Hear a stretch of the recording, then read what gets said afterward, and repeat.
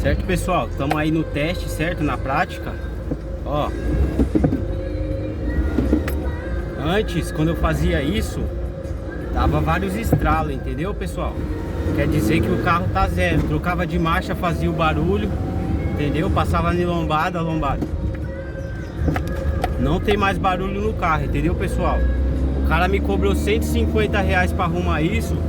Pessoal, é só vocês terem um pouquinho de paciência, entendeu? Ter força de vontade de querer pôr a mão, que resolve, entendeu? Às vezes você não tem um dinheiro em cima aí, esse barulho chato incomoda muito. Não tem mais barulho no carro, pessoal. Tirei literalmente o barulho do carro, ó. Não tem mais. Quando eu fazia esses trancos aqui, ó, o carro fazia um barulho terrível, entendeu? Os estralos, tá. Agora não tem mais, ó. Entendeu, pessoal? É isso que eu tenho pra passar pra vocês aí, se esforcem, entendeu?